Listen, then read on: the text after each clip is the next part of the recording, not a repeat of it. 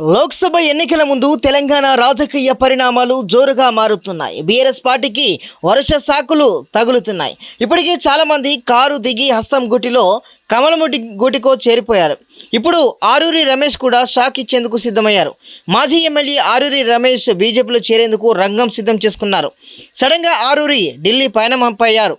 ఇక బీజేపీలో చేరేందుకు ఆయన ప్రయత్నాలు చేస్తున్నారు. రాష్ట్ర బీజేపీ నాయకులతో కలిసి ఢిల్లీకి చేరుకున్నారు. బీజేపీ అధిష్టాన పెద్దలను కలిసి కాషాయ కండువాను కప్పుకున్నారు. బీఆర్ఎస్ తనను అవమానపరిచిందని ఆరూరి రమేష్ ఆవేదన వ్యక్తం చేస్తున్నట్లుగా తెలుస్తోంది. కాగా ఆరూరి రమేష్ ప్రస్తుతం వరంగల్ జిల్లా బీఆర్ఎస్ పార్టీ అధ్యక్షుడిగా కొనసాగుతున్నారు. నిజానికి బుధవారం ఆరూరి రమేష్ వ్యవహారంలో హైడ్రామా నడిచింది. బీజేపీలో చేరబోతున్నట్లు ప్రకటన చేసేందుకు సిద్ధమై మీడియా సమావేశాన్ని ఏర్పాటు చేసిన ఆరూరి రమేష్ను బీఆర్ఎస్ నేతలు అడ్డగించారు. బలవంతంగా కేసీఆర్ దగ్గరకు తీసుకువెళ్లారు. కేసీఆర్తో సమావేశం తర్వాత తాను బీఆర్ఎస్లోనే ఉన్నానని ఆరూరి రమేష్ ప్రకటించారు. తాను బీజేపీ అగ్రనేత అమిత్ షాను కలవలేదని అన్నారు. అయితే ఇలా చెప్పిన 24 గంటలు కూడా గడవక ముందే కేసీఆర్కు బీఆర్ఎస్కు రమేష్ గట్టి షాక్ ఇచ్చాడు. ఇక ఢిల్లీకి అయితే పయనమయ్యారు.